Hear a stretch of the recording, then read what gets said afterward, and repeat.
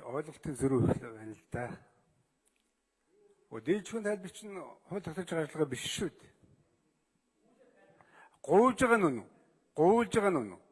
Энийг ялах хэрэгтэй байхгүй. Хоёрдугаард үндсэн хуулийн тайлбарыг хийх нь байж байгаа шүү дээ. Энийг нүгсч болохгүй шүү дээ. Гуравдугаард энэ Тэмүүжин гишүүнийг номчлоход байгаа хууль хэрэгжүүлэгч хоёр өөр юм гэж. Энэ хууль хэрэглэдэггүй байгуул гэж байхгүй шүү дээ. Ингээд хүн маргана шүү дээ. Тэмүүжин Лондо хоёрыг маргана дундаас бид юм ойлгохгүй шүү дээ. Хоёр юм ч хүн маргуул дундаас нь юу ч хүн ойлгодоггүй шүү дээ. Энгийн хүн бол. Би бол гайхаж байна. Хууль зүйн орнд одоо ямар гишүүд байгаа, ямар мэдлэгтэй байгаа. Их хурд өнөөдөр ямар мэдлэгтэй яаж харуулж байгаа вэ? Бид энэ олон түмнээ бодох хэрэгтэй шүү. Тэгэхээр одоо ингэж номшигч болохгүй. Энийн цаана Тэмүүжингийн яадаг бүл хайлсан юмд орж байгаа байхгүй юу? Хоёр бүл хайлцгаад ингэж хутгаж байгаа байхгүй юу? Чамаар ярихгүй чи хуцсгүй цаашаа гэж мэдэхгүй ч. Чи хэдэн хүүхэд чи ном уншиж байна. Над хэрэггүй чи уншихгүй ч. Би ярьж би ихэ хэлж ойлгож байна чи мэдэхгүй ч. Самарч хайж чад зүгээр. Тэгэхээр энэний чинь цаана штэ.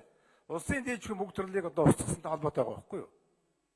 Ингээд тайлбарыг субъектгүй мөн тайлбар хийх эрх нь байж идэг. Ийм л бидний ярьж штэ. Энэ утгаараа сайн үзэх юм бол жигнэх юм бол эрхийн одоо буруу хэрэгжүүлж одоо гарч байгаа практик бид энд хуульчлах гэдэг штэ.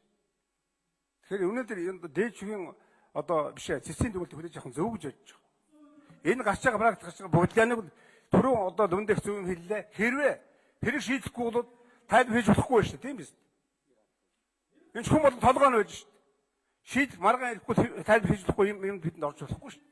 Тэнийг сайн мэдэх хэрэгтэй байхгүй, ярих хэрэгтэй. Энэ хүүхдүүдийг суурьшдаг Тэмүүжигээр Монгол ингэж явж болохгүй. Энэ зүгээр онлайн балаа юм ярьж байгаа байхгүй. Ингэж болохгүй. 25 жил болж байгаа Монголын парламент ийм хүүхдэд тоглож болохгүй байхгүй. За одоо энэ маргаас судалж байгааг харж байна. Чамаар заалахгүй болгооч. Чи шоронд байх хэрэгтэй хүн шүү. Ойлгож байна уу чи? За